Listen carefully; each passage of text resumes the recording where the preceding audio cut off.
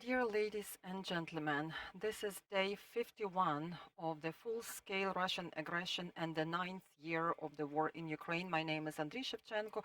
On behalf of this media center, I welcome all the journalists who are sharing the truth about our battle for the truth. Our guest today is Oleksandr Korniyenko, First Deputy Chair of Verkhovna Rada of Ukraine. My first question for you is not related to the activity of Verkhovna Rada. For the second day, we are following what happened to the flagmanship, the warship, flagman Moscow. That night, Russia admitted that it sunk. What are the emotions that this news evokes in your mind? Glory to Ukraine. Greetings to everybody. There are a lot of symbols in this war, and there probably will be a few more. And one of the first symbols, that's the story with Zmiyiny Island, Snake's Island. We remember what happened during the first days of the war, and that was actually the cruiser called Moscow that was sent in the known direction. Of course, we destroy dozens of military equipment every day, fighter jets, tanks, armored vehicles. But this one is very symbolic because that's the very warship that our state border guards sent in the known direction.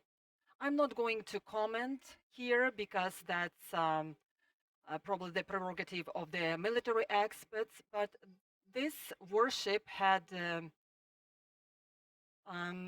anti-air defense systems on its board, so S-300 complexes, if we can believe what Wikipedia writes about this warship. And the symbolic thing about the destruction of this warship is that Russian warships were feeling very much at home in the waters of the Black Sea and Azov Sea. And the warship, the cruiser that caused a lot of problems to us regarding our air defense, ended up sinking. So I believe the same fate will probably is awaiting Russian Federation and its capital Moscow. So hopefully that it will happen sooner or later and the aggressor will leave our homeland. Let's talk about the parliamentary work. Verkhovna Rada gathered on the plenary meeting, and I'd like to talk about the document about the genocide. From the legal standpoint, it's a very serious blame, it's a very serious conviction. And what were you ruled by, the Ukrainian parliament, when you were adopting this document? It's a very serious document, the resolution that was adopted by Verkhovna Rada. So it was a joint effort of the prosecutor general, legal defenders. So every word has been weighed. And it was very important to adopt this resolution by Ukrainian parliament because sometimes we fall behind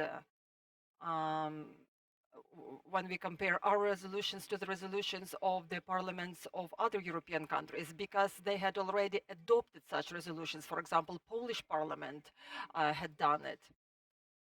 But because we are suffering from the genocide, that's why it was our strong stance that we adopt this resolution, because the atrocities that were committed by the Russian troops, the murder of civilian people, creating conditions that caused sufferings of innocent civilians. Lots of people were forced to become internally displaced people, including young children. Of course, this is war crime, and it's hard to perceive what these people were through. And when we adopt such a resolution, before actually we adopted this resolution, we had a guest in our parliament, Marszałek from Polish Senate, and he quoted that you are being hated because you are Ukrainians, so that's a genocide against your people. And the parliament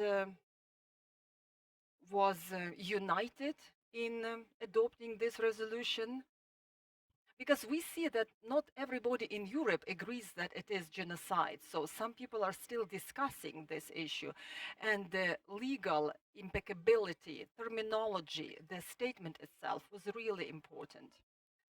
Another top news was information about the party, which is called Oppositional Platform for Life, so it actually ceased to exist. This party, this political bloc, was blamed for cooperation with the Russian Federation. How can you seek for the good balance so that on one hand you neutralize those who collaborate with the aggressor, and on the other hand continue respecting rights and freedoms so that the country, Ukraine, remains the free democratic country with the freedom of speech?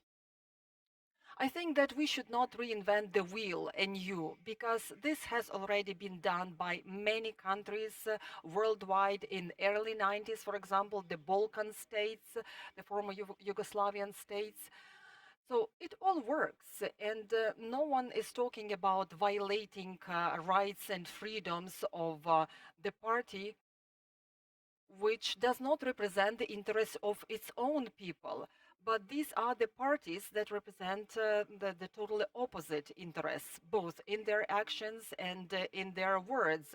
You also know that there is party of Shari, or this is the hybrid party. So it doesn't even have any relation to Shari itself, but he is a known propagandist. So the balance should be observed, and it should be regulated by people and society. And I'm absolutely positive that our society is going to stand shoulder by shoulder with those who are defending Ukraine, who are patriots, but those who are collaborators, so the society is going to respond to their deeds. We know that lots of members of this notorious party have already left this party earlier, and locally people understand and they feel what this party is up to.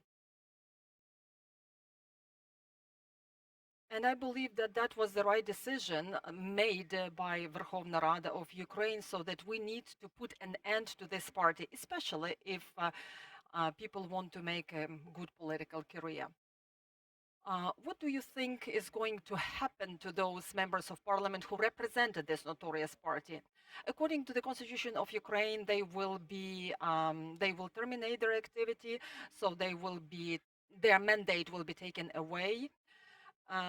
Some of them are outside this political party, so maybe they will create a new political group in the party.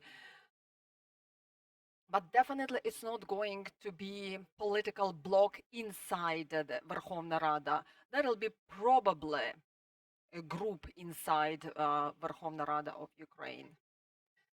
As for the local councils, we are still working on the resolution, because you mentioned that there should be a balance between political freedom and defense of our country.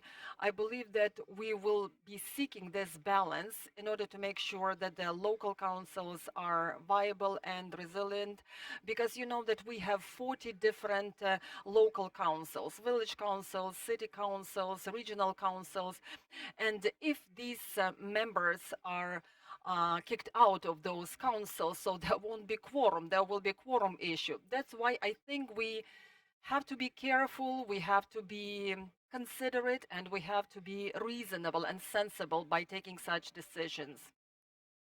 So next week, hopefully, the law will be adopted that will regulate the process of prohibition of activity of this party, OPZZ party. And the case that will be heard by administrative court in Kyiv, this case will be heard and tried in one of the courts in Lviv, and later the decision will be made. There is also information that Verkhovna Rada is now trying to adapt the existing legislation given the conditions of the wartime and martial law. Does that mean that the Parliament of Ukraine is going to adjust to new conditions, and those conditions is going to be long-term marathon? We've been talking about that. Of course, it's not going to be a short-term project. It's not going to be an easy marathon. We have brave people like Arestovich who is trying to make some forecasts and prognoses. But I believe even if the war ended in 3 days, we would still have a lot of issues that need addressing, that need reconsidering. Because let's be honest, half of our country is destroyed. Some of the cities ceased to exist. They have to be rebuilt. A lot of infrastructural objects have been damaged. We don't have bridges. We don't have roads. Of course, we need different approaches. Of course, we will need to work differently in terms of infrastructural projects, social projects, etc. 2.5 women and children are abroad. Almost 6 million people are internally displaced. These are unbelievable numbers, difficult to comprehend. We have huge issues with the funding in Ukraine. We have budgeting issues. So those issues have to be addressed. Yesterday, for example, we were discussing a few laws related to children, because human rights, children's rights have been violated, and this issue needs to be addressed. We've seen many crimes committed against children. There are also a lot of internally displaced children, and it raises a lot of issues regarding education, healthcare, and other human rights that these children are entitled to. Also, we are considering and discussing lots of military-related issues. We have been discussing them for a while already in previous meetings as well, but yesterday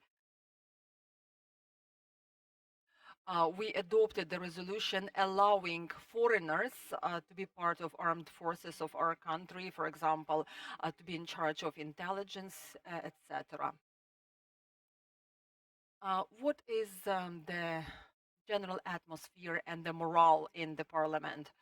Of course, we are ready to fight. We are tuned up. Some of our parliamentary members are volunteers. Some are working in diplomatic arenas. Some are working on draft laws. Lots of members of parliament are in the field. The visit of our overseas colleagues are inspiring. Yesterday, we had colleagues from the Senate of the Parliament of Poland, from both from Czech Republic and Poland. So basically, this is equivalent to our majority party members. It's very symbolic. Their visit was very symbolic. Mr. Miloš, who is the head of the Senate of the Czech Republic, he made a symbolic gift to our country. Marszałek of a Polish Senate, he spoke Ukrainian in his statement, in his address to the members of parliament. He even quoted Taras Shevchenko. For a few months already, we've been enjoying this support, and you can imagine how many flags we've seen in the assembly hall of our parliament. It's very, very inspiring, because that gives us the understanding that we are not alone, that the whole world is supporting us. And what our colleagues said, that they are with us, they are standing with Ukraine. They were talking about humanitarian support. They were talking about the statement of genocide against Ukraine by Russian Federation.